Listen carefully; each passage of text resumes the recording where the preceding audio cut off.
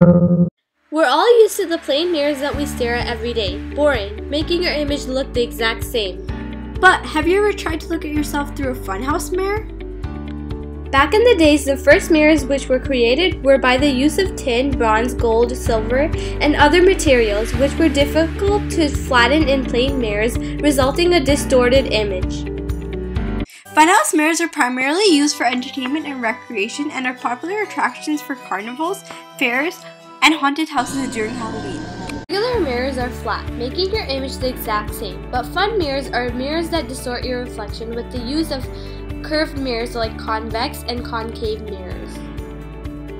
They are molded into different shapes, allowing the image to be tall and thin if it is a concave mirror, or short and wide if it is a convex mirror. The mirror can also be a combination of both, having concave and convex mirrors.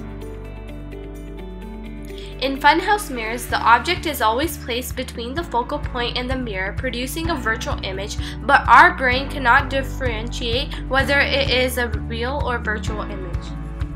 The incident light that is parallel to the principal axis is reflected from the mirror by passing through the focal point on the reflective side of the mirror.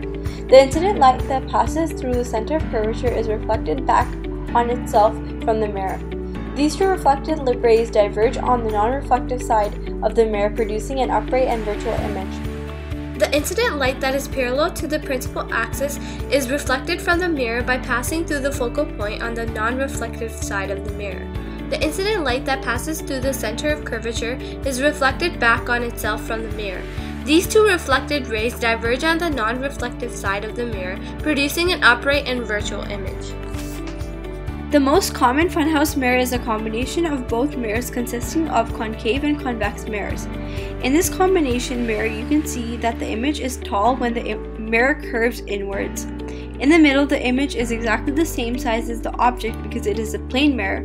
At the bottom of the diagram, you can see that the image is short when the mirror bulges outwards. Our brain naturally thinks that light travels in a straight line, and all light is coming directly from a source. It then interprets the light through our eyes and allows us to see. Flat mirrors don't really have a problem with distortion because they reflect light straight, just as if it's coming from the source. Concave and convex mirrors alter the way that light is reflected. The angle of light is distorted, tricking our brains, so the brain can't perceive it as it usually does, making us drastically alter the shape of what we see. The light being reflected into your eyes is either from slightly below or slightly above your eye line when you're looking straight at the mirror.